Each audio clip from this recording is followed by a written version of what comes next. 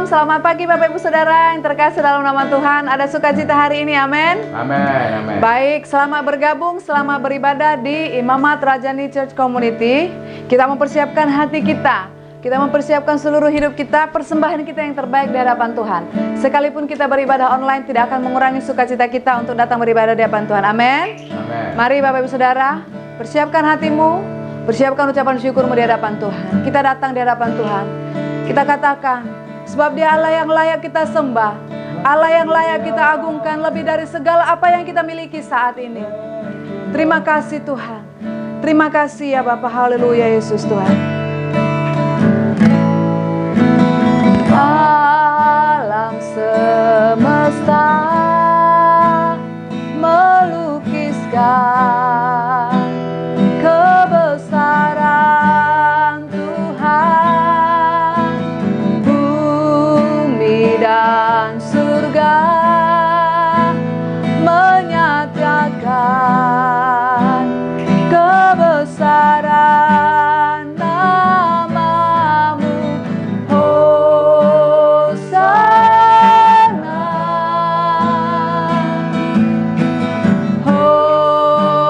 Hosana,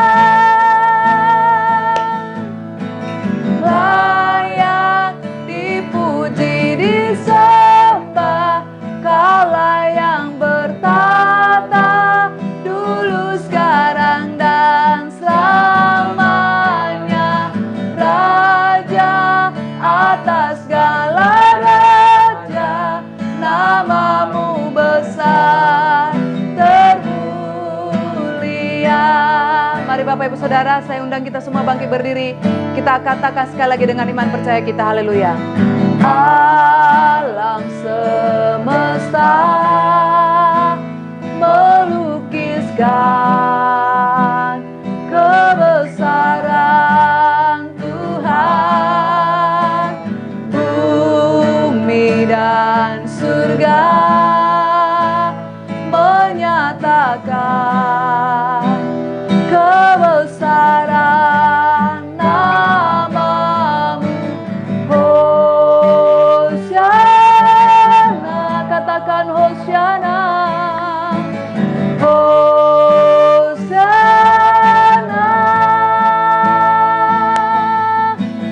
layak dipuji disembah, Kaulah yang bertata dulu sekarang dan selamanya, Raja atas segala raja, namamu besar termulia. Segala katakan layak dipuji, layak dipuji disembah, Kaulah yang bertata dulu sekarang dan selamanya, Raja atas segala raja, namamu besar termulia. Dengan iman katakan di hadapan Tuhan, haleluya. Layak di ya Tuhan, sebab Engkau Allah yang layak kami sembah, Engkau Allah yang layak kami agungkan, sebab Engkau Allah yang bertata di atas pujian kami Tuhan, haleluya. Amin, amin. Sebab Engkau Allah yang besar termulia,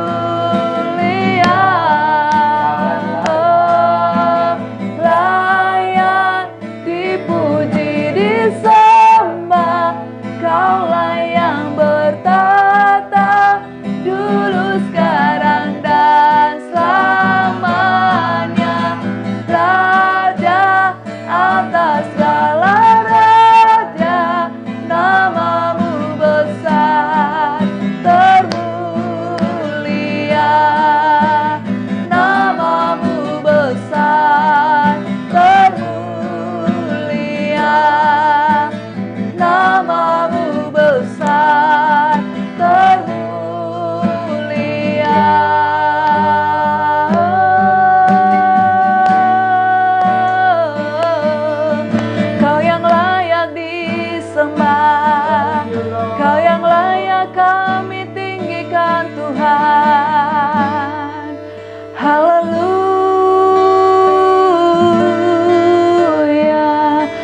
bersyukur Tuhan, saat pagi hari ini,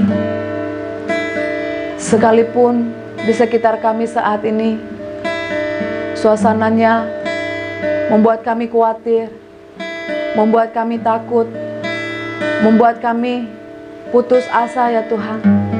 Tapi kami percaya ada Tuhan yang senantiasa ada bersama-sama dengan kami, menyertai kami, menuntun kami, memelihara seluruh kehidupan kami Tuhan. Sehingga kami boleh dengan penuh sukacita datang di hadapan-Mu, membawa doa dan syukur kami Tuhan, mempersembahkan hidup kami di hadapan-Mu ya Bapa. Mari Bapak Ibu yang terkasih di hadapan Tuhan, kita naikkan ucapan syukur kita di hadapan Tuhan pagi hari ini. Katakan ucapan terima kasih-Mu di hadapan Tuhan, sebab Dialah Allah yang layak kita sembah, sebab Dialah Allah yang layak kita agungkan lebih dari segala-galanya. Dialah Allah yang layak kita agungkan. Haleluya.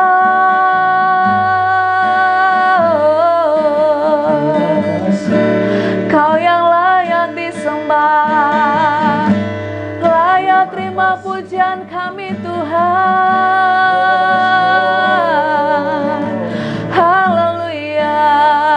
Terimalah syukur kami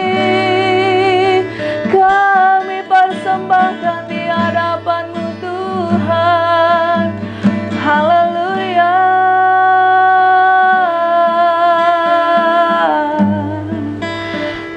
Haleluya, sebab Engkau Allah yang maha besar, Allah yang maha agung. Sebab Engkau Allah yang maha besar, Allah yang agung, Allah yang layak terima pujian kami Tuhan. Haleluya, Kau Allah yang besar. Amin Tuhan. Haleluya, Kau mulia, nama-Mu, kuasa-Mu, kasih-Mu kekal. Kau yang layak ditinggikan. Haleluya, Kau Allah yang besar. Haleluya, Kau mulia, nama-Mu, kuasa-Mu, kasih-Mu kekal. Kau yang layak ditinggikan. Mari dengan iman percayamu katakan di hadapan Tuhan. Haleluya, haleluya, Kau Allah yang besar. Haleluya, Kau mulia, nama-Mu, kuasa-Mu, kasih-Mu kekal. Kau yang layak ditinggikan. Sekali lagi katakan dengan sungguh. Haleluya, Kau Allah yang besar. Haleluya, Kau mulia, nama-Mu, kuasa-Mu, kasih-Mu kekal. Nama-Mu, kuasa-Mu, kasih-Mu kekal. Nama-Mu, kuasa-Mu, kasih-Mu kekal. Kau yang layak ditinggikan.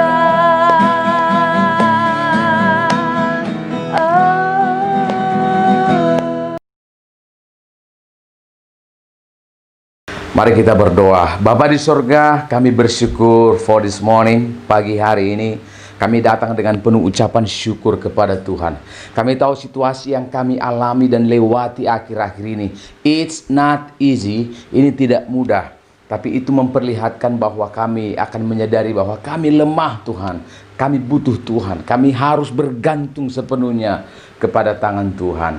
Karena Tuhan, dengan ucapan syukur kami mau membuka ibadah kami ini. Kami mau serahkan ibadah kami ini hanya di dalam nama Tuhan kami, Tuhan Yesus Kristus. Setiap pelayan Tuhan yang melayani, pengkhotbah, pemimpin pujian, diberkati dan dipakai oleh Tuhan. Setiap umat Tuhan yang duduk diam di rumah masing-masing mengikuti ibadah online ini, kami percaya berkat Tuhan tak terbatas oleh ruang dan waktu. Mari curahkan berkat-berkat-Mu atas ibadah kami, mulai dari awal, pertengahan, hingga akhirnya.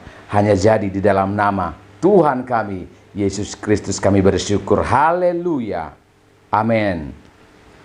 Jemaat Tuhan, dengan penuh keyakinan kita mengucapkan pengakuan iman rasuli. Pengakuan iman rasuli, aku percaya kepada Allah Bapa yang Maha Kuasa, Khalik langit dan bumi, dan kepada Yesus Kristus, anaknya yang tunggal, Tuhan kita, yang dikandung daripada Roh Kudus, lahir dari anak darah Maria, yang menderita sengsara di bawah pemerintahan Pontius Pilatus, disalibkan, mati dan dikuburkan, turun ke dalam kerajaan maut, pada hari yang ketiga bangkit pula dari antara orang mati, naik ke surga, duduk di sebelah kanan Allah Bapa yang Maha Kuasa, dan akan datang dari sana untuk menghakimi orang yang hidup dan yang mati. Aku percaya kepada Roh Kudus, gereja yang kudus dan am, persekutuan orang kudus, pengampunan dosa, kebangkitan daging, dan hidup yang kekal. Amin. Haleluya, ada sukacita Bapak Ibu Saudara? Amin. Ada sukacita Bapak Ibu Saudara, amin? Amin. Baik, saya mau menyapa dulu Bapak Ibu Saudara yang ada di rumah hari ini. Bapak Ibu Gembala, ada sukacita, amin? Amin. Keluarga Bapak Ibu Tommy, ada sukacita, amin? Amin. Bapak Ibu Frans, ada sukacita, amin? Amin. Dan juga seluruh umat Tuhan yang ada di GPB Imamat Rajani. Semuanya ada sukacita, amin? Amin. Amin. Baik, kita akan angkat satu pujian kita bahwa saya dan Bapak Ibu Saudara semuanya kita dipilih oleh Tuhan untuk bersama-sama muliakan Tuhan, amin? Haleluya. Kita dipilih dari segala bangsa, ya kita dipilih jadi umatnya. Kita dipilih dan dikuduskannya, membawa kemuliaan hanya bagi Dia. Terimalah kemuliaan dan hormat kami, terimalah sembah kami, pujian kami, terimalah kemuliaan dan hormat kami, terimalah sembah dan pujian kami. Sekali lagi Bapak Ibu Saudara katakan, saya dipilih. Amin. Dari segala bangsa, ya saya dipilih, ya saya dipilih jadi umatnya. Saya dipilih dan dikuduskannya, membawa kemuliaan hanya bagi Dia. Katakan, kamu dipilih, tunjuk kiri kanan. Haleluya. Dari segala bangsa, ya kamu dipilih jadi umatnya. Kamu dipilih dan dikuduskannya, membawa kemuliaan hanya bagi Dia. Terimalah kemuliaan dan hormat kami, terimalah sembah kami, pujian kami, terimalah kemuliaan dan hormat kami, terimalah sembah dan pujian kami. Dengan sungguh katakan, terimalah kemuliaan dan hormat kami, terimalah sembah kami, pujian kami, terimalah kemuliaan dan hormat kami. Amin. Terimalah sembah dan pujian kami, terimalah sembah dan pujian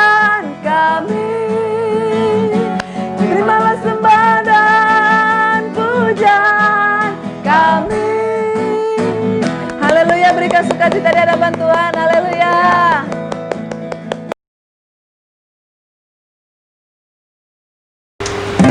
Masih ada sukacita Bapak Ibu Saudara? Amin. Amin ya. Masih sanggup berpuji Tuhan ya? Yes. Masih sanggup Bapak Ibu Saudara? Haleluya. Kita akan sekali lagi pujian kita di hadapan Tuhan. Sebab Dialah Allah yang bertahta di atas segala pujian kita. Amin. Haleluya. Tuhan Allah kita bertahta atas pujian umatnya. Amin. Tuhan Allah kita bertahta atas pujian umatnya. Bila Allah hadir di tengah kita, kuasanya mengalir dengan dahsyatnya. Ada kuasa dalam pujian, bernyanyilah segenap hati dan jiwa. Sebab ada kuasa dalam pujian, Dia sanggup membungkam kekuatan lawan. Sekali lagi katakan dengan sungguh-sungguh di hadapan Tuhan. Haleluya. Tuhan Allah kita bertahta atas pujian umatnya. Amin. Haleluya. Tuhan Allah kita bertahta atas pujian umatnya. Bila Allah hadir di tengah kita, kuasanya mengalir dengan dahsyatnya. Ada kuasa dalam pujian, bernyanyilah segenap hati dan jiwa. Sebab ada kuasa dalam pujian, Dia sanggup membungkam kekuatan lawan. Ada kuasa dalam pujian, bernyanyilah segenap hati dan jiwa. Sebab ada kuasa dalam pujian, Dia sanggup membungkam kekuatan. Sekali lagi dengan sungguh katakan, ada kuasa, amin, dalam pujian, bernyanyilah segenap hati dan jiwa. Sebab ada kuasa dalam pujian, Dia sanggup membungkam kekuatan lawan. Sekali lagi katakan, ada kuasa dalam pujian, bernyanyilah segenap hati dan jiwa. Sebab ada kuasa dalam pujian, Dia sanggup membungkam kekuatan lawan. Dia sanggup membungkam kekuatan lawan. Dia sanggup membungkam kekuatan lawan. Haleluya. Sebab Dia Allah yang berkuasa. Amin. Amin. Sekali lagi berikan kemuliaan bagi Tuhan Allah kita. Haleluya. Thank you, Lord.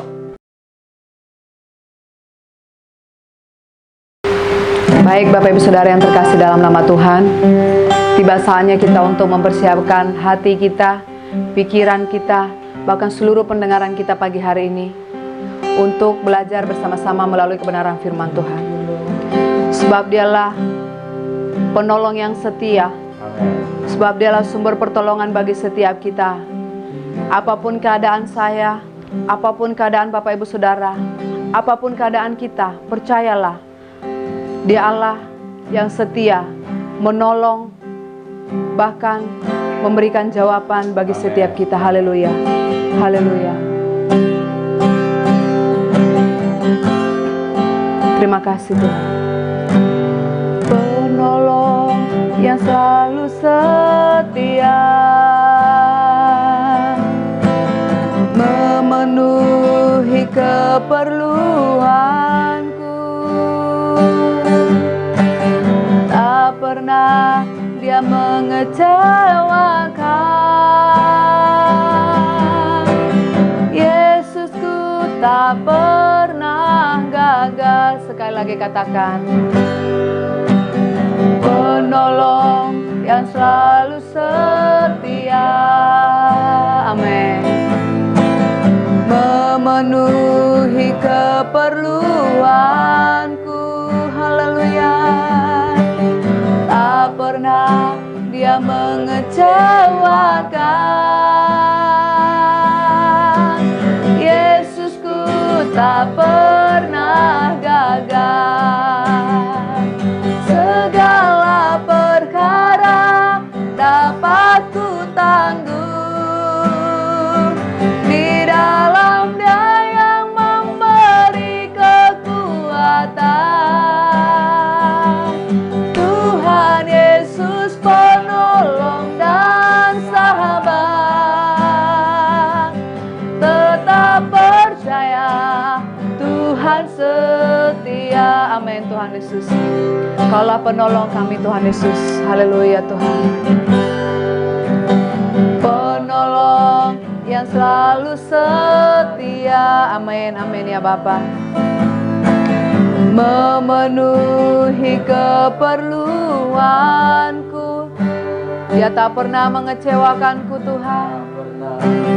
Mengecewakan. Yesusku tak pernah gagal.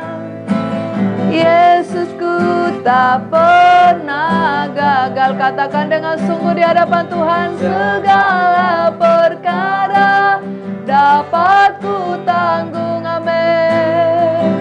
Di dalam Dia yang memberi kekuatan. Tuhan Yesus penolong dan sahabat. Tetap percaya Tuhan setia.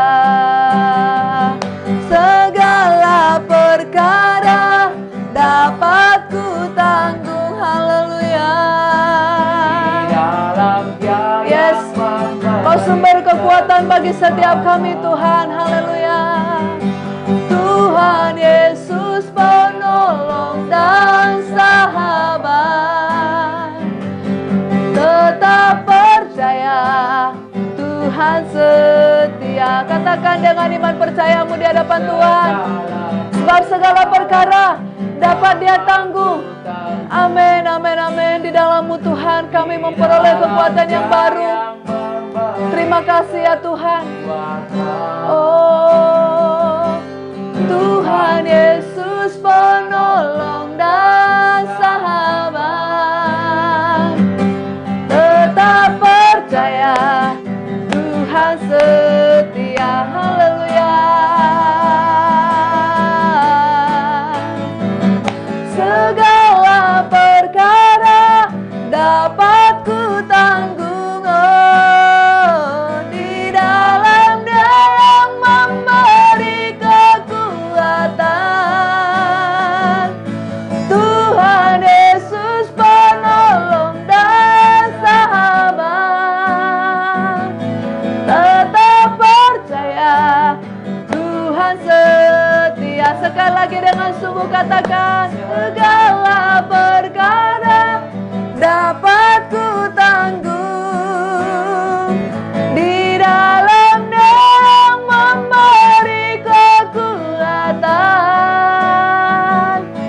Tuhan Yesus penolong dan sahabat. Tetap percaya Tuhan setia. Tetap percaya. Tetap percaya Tuhan setia. Mari kita berdoa.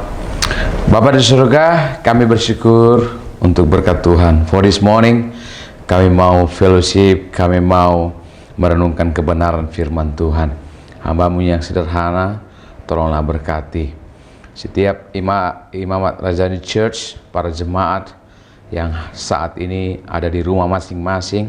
Tuhan, berikan kami hikmat, fokus, sehingga kami bisa menerima sesuatu dari kebenaran firman Tuhan. Dalam nama Tuhan Yesus kami berdoa. Amin. Sekali lagi selamat pagi Bapak Ibu, Shalom.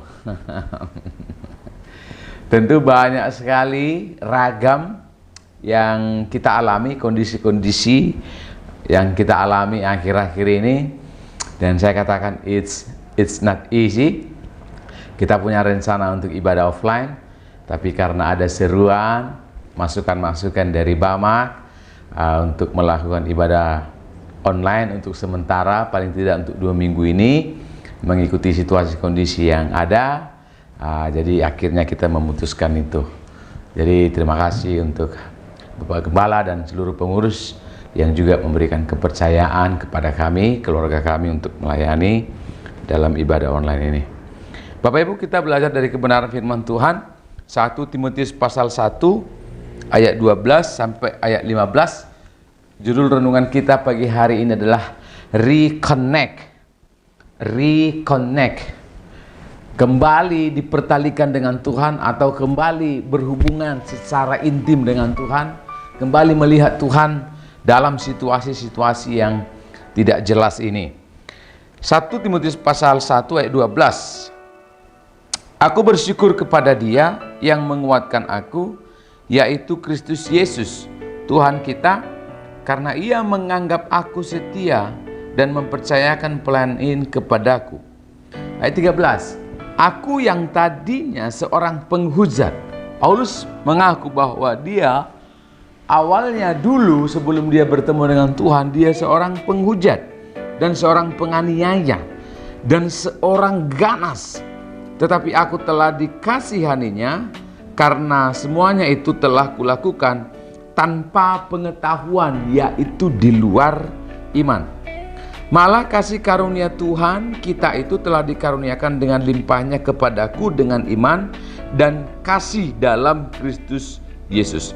Perkataan ini benar dan patut diterima sepenuhnya. Kristus Yesus datang ke dunia untuk menyelamatkan orang berdosa, dan di antara mereka akulah yang paling berdosa.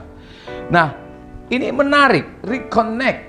Sepertinya ada maksud Paulus tersembunyi ketika dia mengatakan bahwa aku ini dulu adalah seorang yang ganas. Aku ini dulu seorang penjahat. Aku dulu ini seorang penganiaya yang sangat buruk. Karakterku luar biasa jahat. Ya, maka di ayat 15 dia simpulkan masa lalunya atau manusia lamanya itu dengan sebuah istilah yang menarik. Akulah yang paling berdosa. Yang pertama maksud dari Paulus ketika dia mengakui kelemahannya di masa lalu, karena yang pertama dia ingin mengingatkan Timotius dari mana dia dipungut. Saya ulang, yang pertama Paulus ingin mengingatkan kita semua dari mana kita dipungut. Nah, kalau saudara lihat surat 1 Timotius ini kan surat penggembalaan. Timotius adalah hasil dari pelayanan Paulus ketika Paulus melakukan perjalanan misi yang pertama dan dia bertemu dengan Timotius di Listra. Kalau saudara nanti lihat itu dalam Kisah Para Rasul 16 misalnya. Timotius papanya dia adalah seorang Yunani dan ibunya adalah seorang Yahudi. Dan kemungkinan besar ada banyak masa lalu Timotius juga yang tidak baik. Tetapi akhirnya karena berita Injil, Timotius mengikut Paulus. Nah, dan pada berjalannya waktu ketika Timotius mengikut Paulus, ada banyak masalah yang nanti dilalui oleh Timotius. Jadi sepertinya para pakar perjanjian baru mengatakan ada masa-masa di mana Timotius itu sangat stressful, dia hampir putus asa, sehingga dia secara fisik juga dia lemah. Dia badannya kurus, makanya Paulus mengingatkan dia, perhatikan kesehatanmu dan seterusnya. Nah, jadi kalau saya bisa menyimpulkan supaya singkat, bahwa pada saat itu ada masa-masa di mana Paulus melihat Timotius ini sepertinya dia stres melihat keadaannya. Nah, Bapak Ibu Saudara, kita melihat bahwa memang ada banyak masalah di depan Timotius ketika dia mulai mengambil bagian dalam pelayanan pastoral. Keterbatasan fisik, ya karena sering mungkin kedinginan makannya kurang teratur. Jadi para pakar perjanjian baru mengatakan Timotius itu dia orang yang kurus. Yang kedua, secara karakter, bahwa memang pada saat itu permasalahan-permasalahan di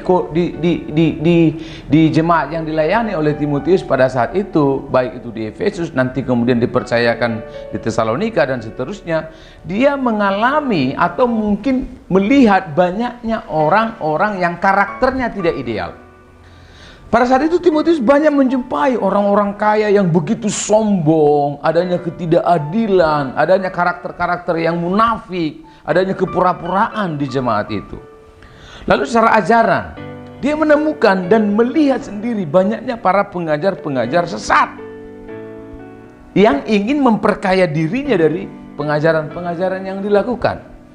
Yang keempat, bahwa telah terbukti banyak jemaat awam yang pada saat itu akhirnya konflik.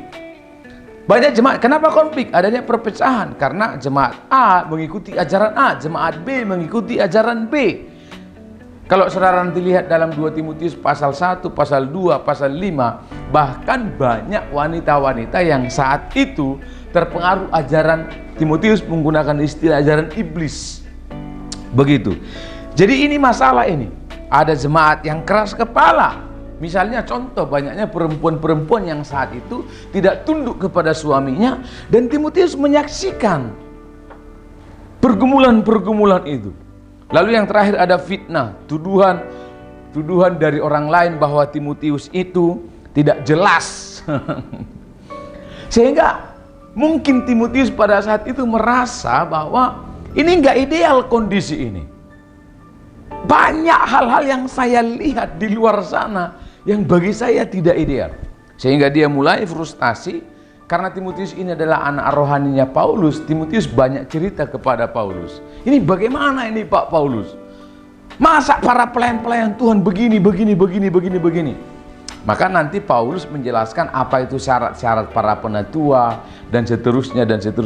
Karena memang Timotius menyaksikan banyaknya ketidakidealan dalam pelayanan itu. Nah, lalu kemudian Timotius mungkin komplain kepada Paulus. Kalau begini Pak Paulus, udahlah, saya juga nggak kuat kalau menghadapi orang-orang seperti ini. Karakternya bobrok, ada banyak orang yang sombong, ada banyak orang yang munafik, ada orang banyak yang pura-pura dan seterusnya. Lalu Paulus ingin mengingatkan Timotius, Tim, lihat, saya juga dulu begitu. Saya dulu penghujat. Saya dulu seorang penganiaya. Saya dulu seorang yang ganas. Saya dulu seorang yang sangat sombong. Saya dulu tidak mempedulikan orang lain. Saya membunuh dan seterusnya. Bahkan Paulus mengatakan di antara semua itu Timotius, di antara kekurangan-kekurangan yang kamu lihat, di antara ketidakidealan yang kamu saksikan, akulah yang paling berdosa. Aku yang paling banyak kekurangan. Aku yang paling bodoh. Aku yang paling munafik. Aku yang paling pura-pura. Dan seterusnya. Nah, Paulus mengatakan, ketika engkau menyadari ketidakidealan itu, disitulah kamu akan bisa mengenal kasih karunia Tuhan itu. Ketika engkau melihat sekelilingmu banyak kekurangan, ketika engkau melihat dirimu sendiri banyak kekurangan, disitulah kamu baru sadar, oh Tuhan, ternyata saya tidak ada apa-apanya. Paulus ingin mengingatkan kita bahwa kita perlu menyadarkan diri kita sendiri, bahwa kita perlu mengenal Tuhan lebih jauh. Ketika kita memandang bahwa Tuhan tak terbatas, kita akan menyadari bahwa kita ini adalah makhluk-makhluk terbatas. Ya. Kalau mungkin secara sederhana saya bisa katakan, mungkin Timotius merasa, kamu kok gitu ya?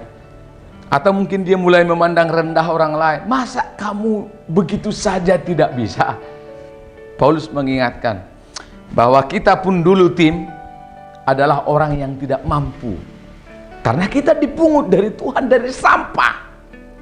You juga Timotius, kamu juga adalah hasil dari pelayanan. Bukan awalnya langsung menjadi orang setia. Bukan tiba-tiba kamu menjadi orang yang mampu punya banyak karunia. Tidak. Kita juga adalah orang-orang yang dipungut dari sampah. Kita adalah bayi-bayi rohani awalnya. Kita merangkak juga. Kita belajar berjalan juga.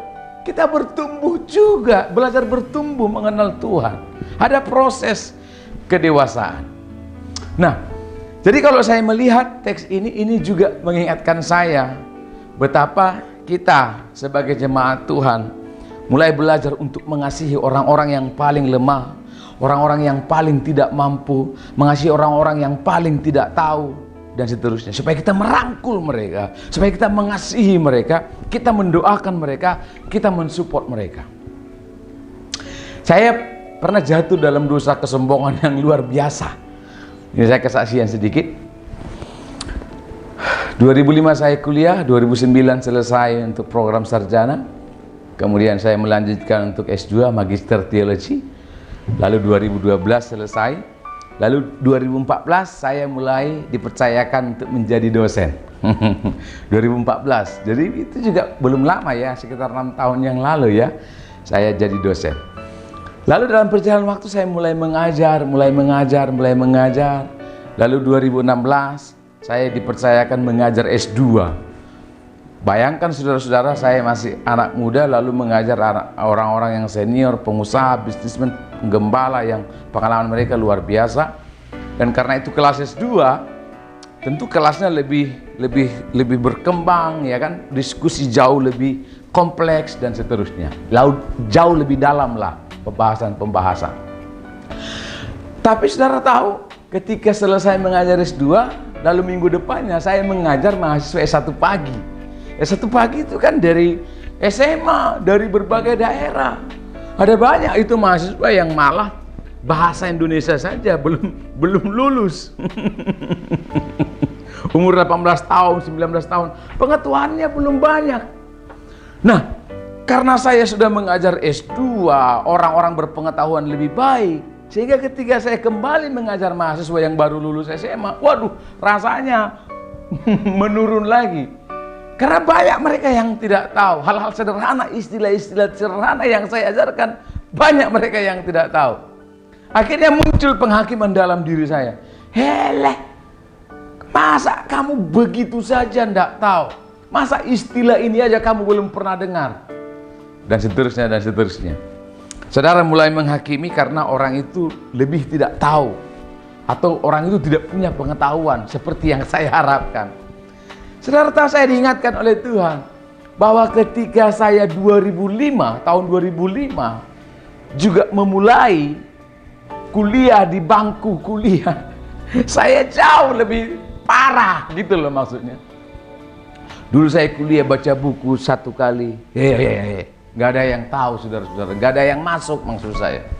Karena syarat-syarat mungkin belum terbiasa membaca buku.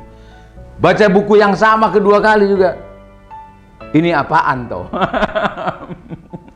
Bisa 3 kali saya baca buku baru bisa memahami isi buku itu. Itu pun paling berapa persen saya bisa pahami. Jadi artinya kalau saya mengingat flashback kepada pengalaman saya di masa lalu, saya ini jauh lebih parah, saya jauh lebih bodoh, saya jauh lebih berkekurangan dan seterusnya dan seterusnya. Paulus ingin mengingatkan Timotius juga, mengingatkan setiap kita. Kita yang senior, kita yang sudah jauh lebih tua, mari mengingatkan diri kita supaya ketika kita bertemu dengan orang yang belum terlalu paham, kita mengasihi dia. Ketika kita berjumpa dengan orang yang karakternya masih buruk, kita kasihi dia, kita doakan dia, lalu kita bawa dia untuk mengenal Tuhan lebih dalam lagi. Jadi yang pertama, mengingatkan kita dari mana kita dipungut. Paulus mengingatkan dirinya bahwa dia juga adalah orang yang tidak banyak tahu tentang Tuhan. Dia dulu adalah orang yang karakternya tidak ideal dan seterusnya. Reconnect. Mari alami Tuhan secara pribadi, sehingga ketika kita merasa lebih rohani dari orang lain, kita diingatkan kembali. Sehingga ketika saya merasa lebih baik dari orang lain, saya diingatkan lagi, oh iya Tuhan, saya juga pendosa, saya juga butuh proses, dan seterusnya. Yang kedua saudara-saudara, jadi yang pertama tadi reconnect. Kita perlu reconnect, melihat kondisi-kondisi yang tidak ideal, melihat teman-teman yang kurang ideal, karakter-karakter tidak ideal. Kita perlu reconnect kembali, mengingat kembali. Yang kedua saudara-saudara, mengingatkan siapa penolong kita. Yang pertama, mengingatkan dari mana kita dipungut. Kita adalah orang-orang berdosa yang diangkat oleh Tuhan menjadi anaknya. Yang kedua, mengingatkan siapa penolong kita atau penyelamat kita. Jadi Timotius dia sepertinya mengharapkan Paulus untuk menolong dia dalam berbagai hal. Sehingga Timotius banyak komplain. Dia banyak berharap supaya Paulus menyelesaikan masalahnya dia. Ini adalah ciri khas dari pelayan pastoral. Nah, ayat 12 saya bacakan, aku bersyukur kepada dia, kepada Yesus. Ini Paulus mengatakan, aku bersyukur kepada dia yang menguatkan aku, yaitu Kristus Yesus Tuhan kita, karena ia menganggap aku setia. Aku bersyukur kepada dia. Paulus mengingatkan kita semua bahwa kita harus tertuju kepada dia. Ayat 13, aku yang tadinya seorang penghujat dan seorang penganiaya, tapi aku telah dikasihaninya. Ayat 12, dia. Sekarang ayat 13, dikasihaninya. Paulus kemudian memandang Tuhan. Ini semua karena kasihnya Tuhan, karena kebaikan Tuhan semata. Lalu ayat 14, kasih karunia Tuhan yang dikaruniakan kepada kita. Ada istilah kasih karunia Tuhan dalam Kristus Yesus.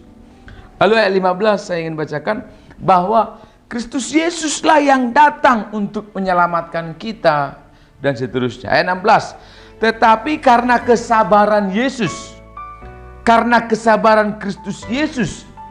Ayat 16 yang terakhir itu ada istilah Yesus Kristus menunjukkan seluruh kesabarannya. Ayat 16 pertengahan itu. Nah, jadi kalau kita melihat ini, Paulus juga ingin mengingatkan Timotius dan orang-orang yang menerima atau membaca suratnya pada abad pertama, supaya mereka mengalami Tuhan secara pribadi, bukan bergantung kepada Paulus, bukan bergantung kepada Paulus. Pada saat itu memang sudah terbiasa orang punya ilah-ilah atau punya Tuhan-Tuhan, huruf kecil ya. Itu adalah ciri khas atau kebudayaan atau culture Romawi atau Yunani pada saat itu ya. Makanya pada saat itu banyak orang membuat dewa, membuat patung, membuat Tuhan dalam huruf kecil ya, Tuhan. Misalnya banyak sekali patung dewa di pinggir-pinggir sungai yang dibuat ya. Misalnya sungai yang terkenal pada saat itu di pinggir-pinggir sungai Mayander itu di Miletus, ada banyak sekali dewa-dewa biasanya yang dibuat oleh orang-orang. Ada patung-patung juga yang dibuat oleh orang untuk menjadi dewa-dewa kecil atau tuhan-tuhan kecil atas hidupnya. Patung Artemis yang banyak sekali wajah semua ya. Ada juga yang macam-macam. Ada kuil-kuil dan seterusnya.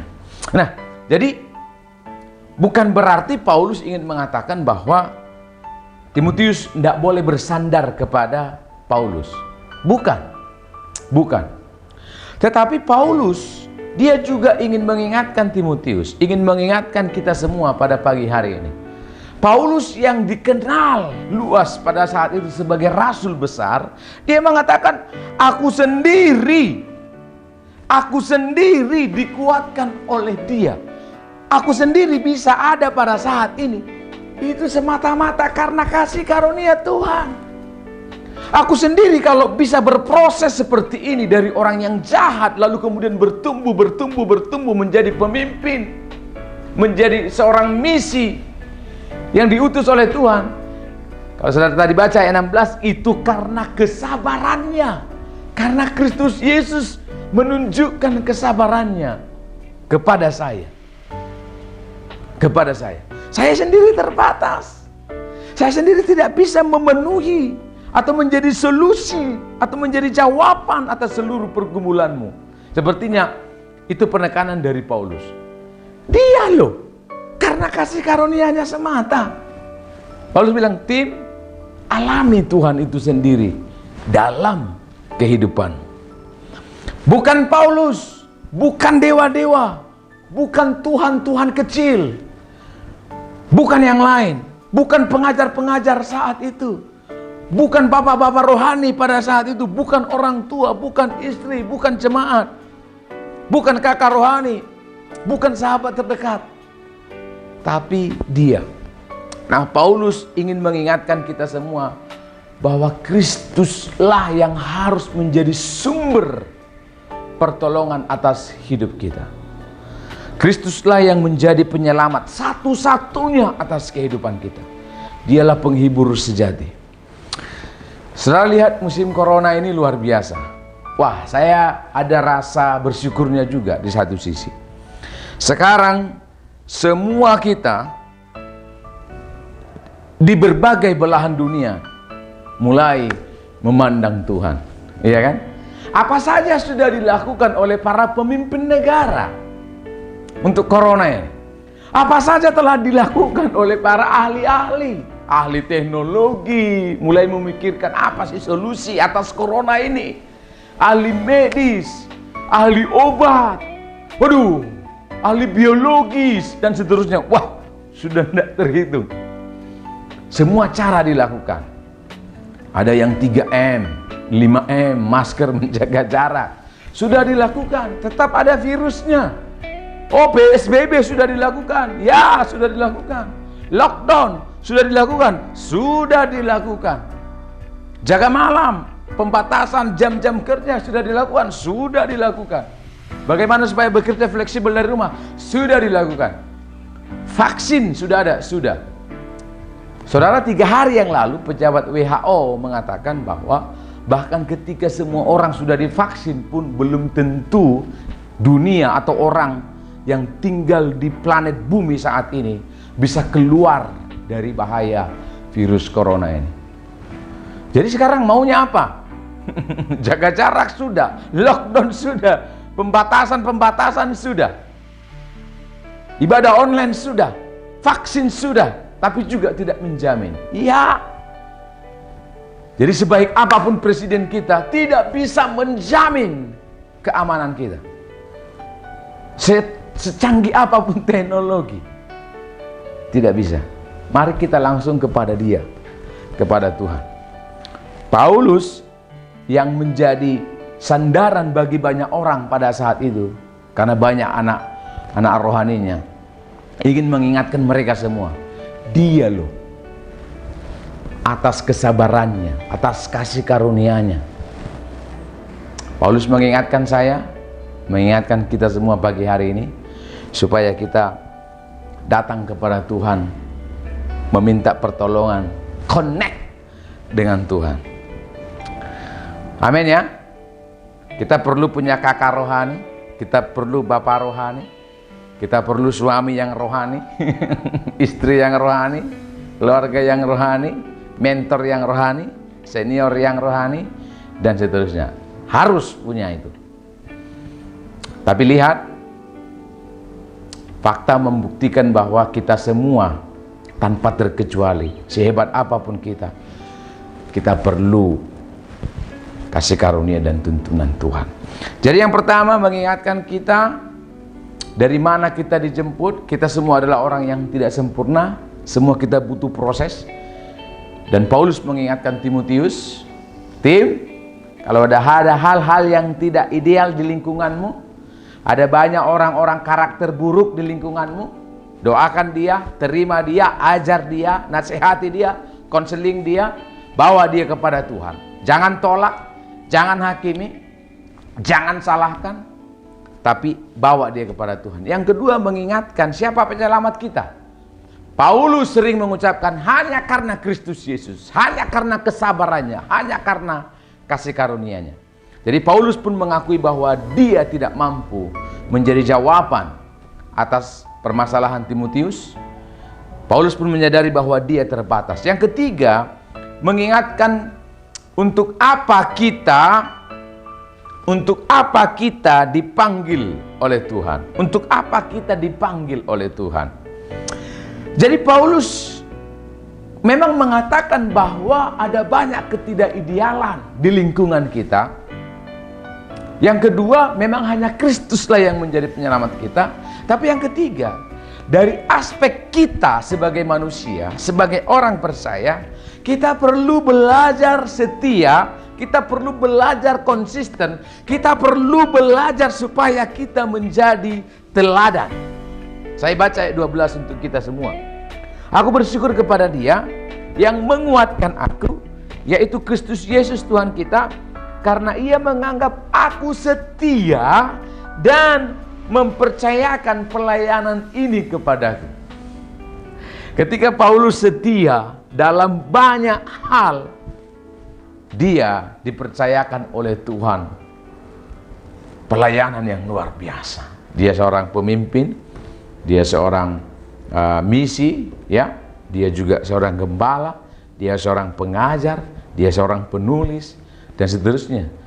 Ada 13 surat yang ditulis oleh Paulus. Itu 50% dari seluruh perjanjian baru. Luar biasa. Ada banyak gereja yang dirintis oleh Paulus. Dan saudara lihat, itu karena kesetiaan Paulus. Dia merangkak dari bawah. Kalau saudara lihat, sejak Paulus dipanggil oleh Tuhan dari Damsyik, ada banyak pengalaman yang naik turun yang disaksikan oleh Paulus. Bahkan awal-awalnya Paulus hampir putus asa juga. Makanya dalam Kisah Para Rasul 9, ketika Paulus hendak dibunuh oleh orang-orang Yahudi yang tidak suka dengan dia, Paulus dia kembali ke Tarsus. Dia pulang kampung halaman. Dia sedih juga di sana. Dia hampir putus asa juga di sana. Karena dia merasa, aku ini ternyata tidak dipakai. Aku ini ternyata tidak dipercayakan pelayanan seperti rasul-rasul lain.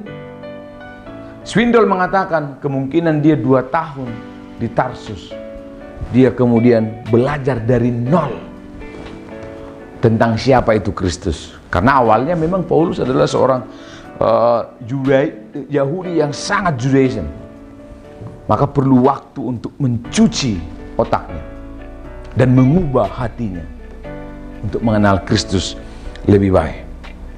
Nah, jadi ada banyak proses yang dialami oleh Paulus dan kata kuncinya adalah dia setia. Ayat 16, tetapi justru karena itu aku dikasihani, agar dalam diriku ini sebagai orang yang paling berdosa, Yesus Kristus menunjukkan seluruh kesabarannya.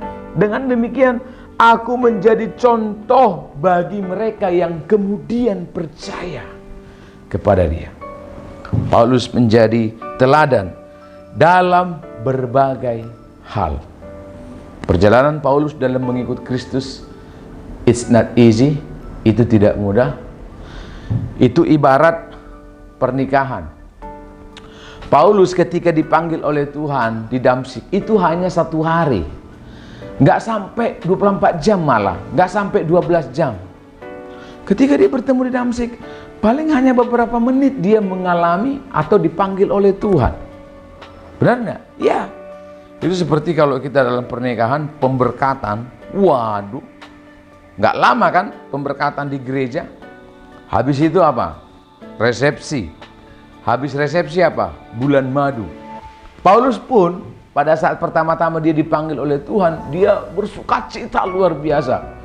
Nanti saudara baca ya di Kisah Para Rasul 9 itu, bagaimana dia dipanggil oleh banyak gereja untuk bersaksi pada saat itu. Wah, dia bersaksi di mana-mana. Tapi habis bersaksi di mana-mana, kemudian dia diancam untuk dibunuh. Lalu dia dilarikan ke Tarsus oleh Barnabas. Nah, dalam pernikahan juga begitu. Diberkati, wah, semua happy ya, everything is good, semuanya bahagia. Waktu resepsi semuanya pesta, makan, minum, enak, dance, dan seterusnya. Habis itu bulan madu, wah, semuanya baik. Dulu saya dan istri saya malah sampai 2 kali bulan madunya. Waduh, bahagia sekali. Tapi begitu masuk dalam pernikahan yang sesungguhnya, waduh, ada banyak pergumulan, ada banyak konflik, ada banyak kemarahan, ada banyak emosi dalam pernikahan itu. Benar enggak Bapak Ibu?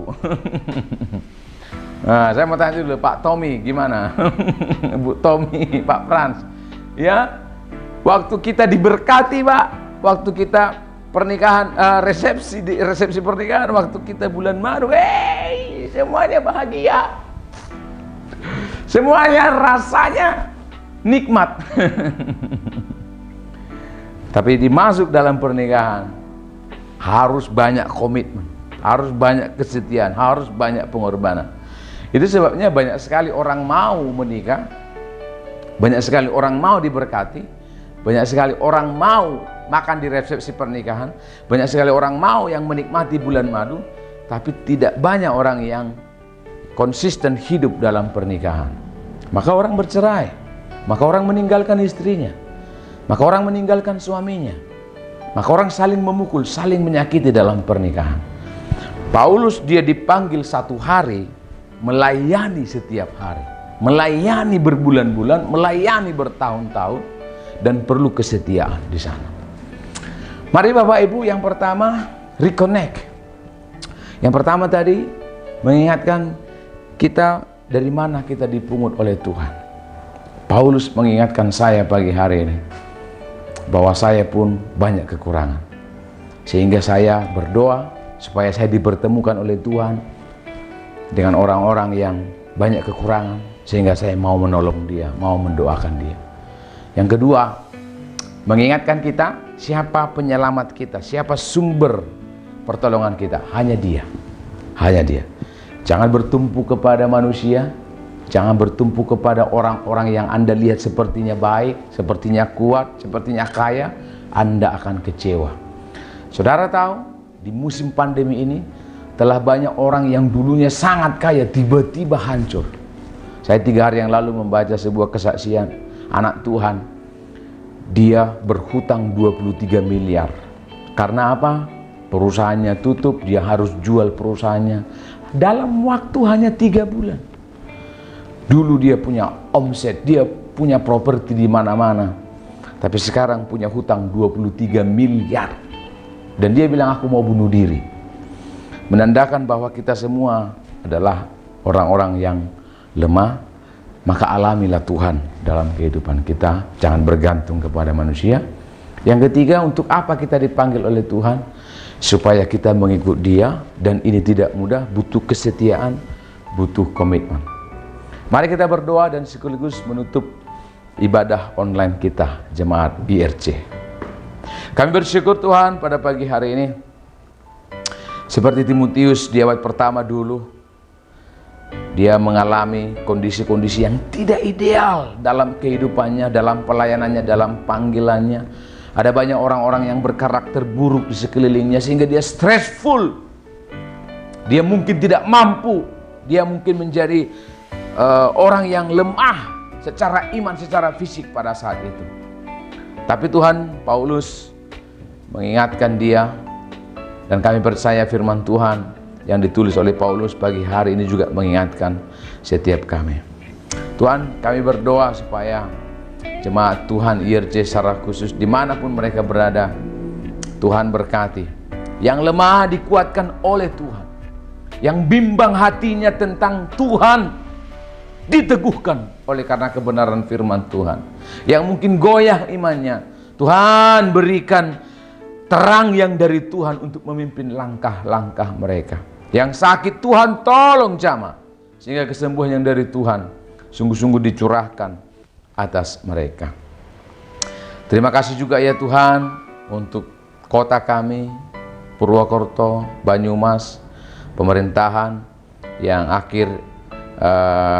akhir-akhir ini melihat gejala COVID yang meningkat dan membuat kebijakan-kebijakan yang baik. Tuhan terus pakai mereka. Bapak Bupati dan seluruh jajarannya diberkati oleh Tuhan. Indonesia diberkati oleh Tuhan. Korban-korban gempa yang terjadi di Sulbar Tuhan, sungguh-sungguh kami berdoa, Tuhan Engkaulah sumber kekuatan atas kehidupan mereka yang saat ini di masa-masa yang sulit bagi mereka. Tuhan tolong kuatkan. Akhirnya Tuhan, kami akan pulang. Kami mengakhiri ibadah online ini. Kami percaya bahwa ketika kami pulang, kami semua pulang dalam berkat Tuhan. Kami akan pulang dengan membawa berkat. Keluarga kami diberkati Tuhan, usaha pekerjaan kami diberkati oleh Tuhan. Bahkan apapun yang kami lakukan diberkati oleh Tuhan. Keluar masuk kami diberkati oleh Tuhan. Masa depan anak-anak kami, cucu, diberkati oleh Tuhan. Terima kasih ya Tuhan Yesus, di dalam nama-Mu kami bersyukur dan berdoa dan menutup ibadah kami. Haleluya. Amin. Bapak Ibu, jadi seperti yang disampaikan oleh Bapak Gembala di grup jemaat, bahwa memang hari Jumat kemarin ada himbauan dari Bamak supaya gereja-gereja di Purwokerto bisa melakukan ibadah online. Itu sebabnya kita mengikuti arahan itu.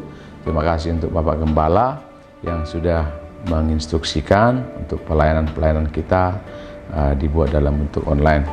Nah, Bapak Ibu, mungkin seperti yang sudah disampaikan oleh Bapak Gembala, bahwa minggu depan juga mungkin kita masih akan mengadakan ibadah online, tapi nanti kita bisa berkoordinasi untuk para pelayan-pelayan, mungkin ada bisa penambahan personel atau bagaimana, bisa kita diskusikan. Memang karena keterbatasan waktu kemarin, akhirnya kita hanya rekam dengan Kak Rohani supaya bisa mengejar waktu.